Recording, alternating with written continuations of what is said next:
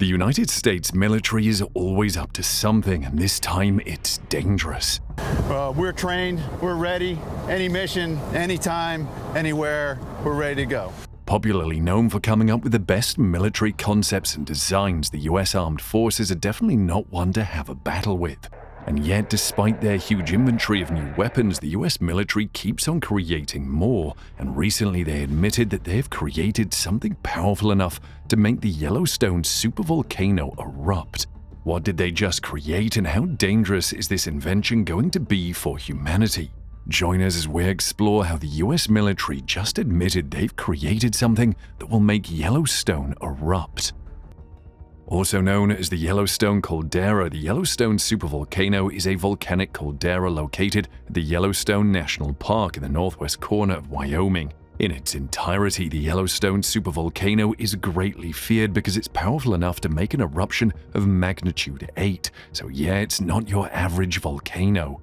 These eruptions are so powerful they're capable of expelling over 1,000 cubic kilometers of rock and ash at once. This is 2,500 times more material than what erupted from Mount St. Helens in 1980, which killed 57 people. If St. Helens material can cause such an amount of damage, then the Yellowstone supervolcano should be more feared, as 2,500 times more volcanic material is enough to cover a huge part of the United States in a packed layer of ash. And that's enough to plunge the entire planet into a volcanic winter. So, if the supervolcano is this dangerous and a huge threat to humanity's existence, why would the US military create something that would trigger Yellowstone's eruption? It all came as information from one of Vladimir Putin's allies when they announced in a threat message talking about plans to cause a radioactive eruption by nuking the United States supervolcano. Talks about this attack came forth because the dictator gave an order for one of Russia's dreaded missiles, the Satan II, which is strong enough to hold nuclear warheads, to begin its testing process. The relationship between Russia and the United States is one concern to begin with, because in the present day the relationship between both countries is the worst that it's been since 1985. Also, these threats came after reports indicated that the Russian Federation has just recently tested one of the Satan II missiles just before the President of the United States, Joe Biden, paid a visit to Kyiv, Ukraine's capital. Now, we've previously established the fact that Russia and the United States of America are not on good terms. There is also a current altercation ongoing between Russia and Ukraine, which has lasted up to a year, so this might be something bigger than we thought. A lot of factors are involved because Russia seeing Joe Biden visit Ukraine, and judging from the fact that his country is also not in good relations with the US, might just have the Russian government thinking that the United States is about to collaborate with Ukraine. And in order to counter any plan that might have been designed and discussed by both Ukraine and the United States, the best option for Russia was to bring out their big guns as well and be prepared. This threat about nuking the Yellowstone supervolcano was talked about on a state-run TV where they talked about the 16,000-mile-per-hour missile testing. The conversation that brought about this threat was hosted by Kremlin mouthpiece Vladimir Solovyov in conjunction with a military expert, and they talked about the test launch of the missile officially known as the RS-28 Sarmat and how it can be used. The expert, who is donning a military uniform which proves to be an ally of Vladimir Putin, noted in the interview that the Sarmat is a very special weapon which is capable of delivering a large number of nuclear warheads at once to a target. With an operational range of up to 11,180 miles, the highly dangerous Sarmat missile is stated to have no counterpart in the West when it comes to the type of terror it could unleash when deployed. The military expert then continued to boast about the deadly Sarmat missile before stating a deranged threat. He said that it is not possible to construct an all-looking defense system that can efficiently neutralize attacks coming from the Satan II nuke. Afterwards, he concluded by saying that the United States is vulnerable to this missile as well, and a wonderful place to strike the US is the most feared facility in all of the US territory, the Yellowstone supervolcano. This is a very sensitive situation because it has even been confirmed by scientists and geologists that the deployment of a nuclear bomb into an active volcano or a volcano that is about to erupt would just speed up the process, making it erupt sooner than expected and could even erupt more. In fact, there is a high chance for the nuke to change the volcano's flow of magma after the eruption, which could pose more danger to the lives of citizens. Russia gave a hint about the Satan II nuke before the threat interview was revealed when the president of Russia, Vladimir Putin, made a statement saying that the Russian Federation will pay increased attention to strengthening the nuclear triad. This statement addressed nukes based on the land, air, and sea. It was also reported that the Russian president had warned Joe Biden in advance before the missiles test was conducted, while the US president was on a visit to Ukraine. He was giving a speech on Defender of the Fatherland Day, a hangover from the times of the USSR, which was previously regarded as Red Army Day. It was during this speech the Russian president also announced that the Satan II nuke used to threaten the United States would be deployed this year. That announcement got instant attention, and thankfully the United Nations stepped up. The United Nations chief Antonio Guterres warned the Russian president and his country to step back from the brink of nuclear war. He gave this stern warning in a statement addressing Putin's speech. In the statement, he noted that they have heard implicit threats to make use of nuclear weapons, and despite the way these nuclear weapons are regarded as being a tactical use, it is very unacceptable by the World Organization. Antonio Guterres noted further, saying that the likely repercussions of a spiraling conflict were a clear and present danger, adding that resorting to war would never bring about a solution but would only create more problems. Afterwards, Antonio Guterres concluded his speech directed at the Russian Federation and Vladimir Putin. It is high time to step back from the brink. However, even if the nuclear testing is stopped by the United Nations, the danger posed by Yellowstone's existence is enough to get everyone in the United States, especially the residents of Wyoming, worried. Because imagine living in an area where you know that there is a supervolcano located around your residence. This same supervolcano is powerful enough to bury states like Montana, Colorado, Idaho, and Wyoming in 3 feet of highly dangerous, harmful volcanic ash, blanketing the Midwest. And volcanic ash is a mixture of splintered rock and glass. See how deadly that sounds? That massive amount of ash can kill animals, crush roofs, plants, and even short all sorts of electrical equipment.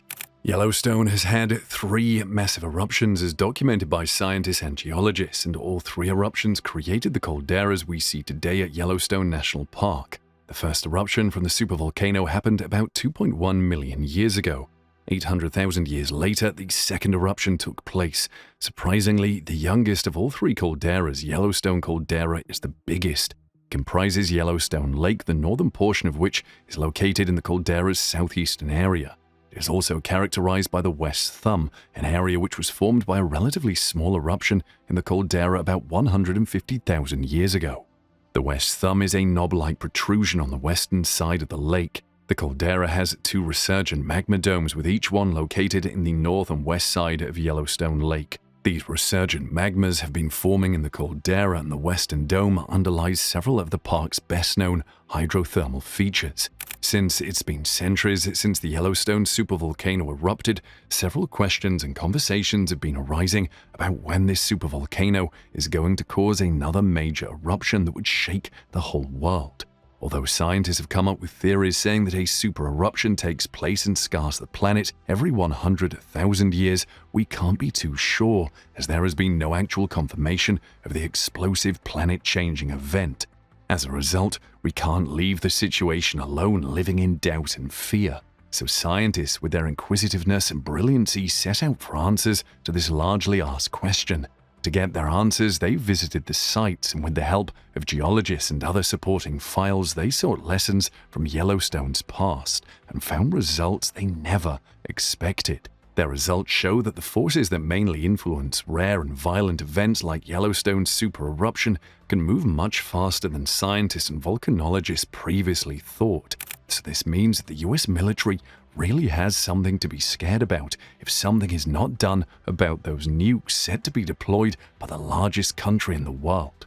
This evidence that shocked scientists and volcanologists was so surprising it had to be presented at a recent volcanology conference for it to be talked about. This early evidence displayed at the volcanology conference showed that Yellowstone's most recent super eruption was sparked due to the new magma that moved into the volcanic system a couple of decades before the eruption happened.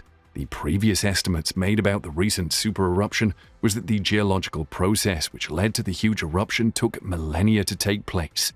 To arrive at this conclusion, a graduate student at Arizona State University, Hannah Shamloo, and her colleagues spent several weeks at Yellowstone Lava Creek Tuff. The Creek Tuff is a fossilized ash deposit from the supervolcano's last supereruption, and they were able to haul rocks under the heat of the sun to collate samples. They had to stop at some points, though, whenever they noticed a bison or a bear roaming near the area. From the research and findings done, Ms. Hannah Shamloo gathered and analyzed trace crystals in the volcanic leftovers. This gave room for her to pin down changes that took place just as the supervolcano erupted.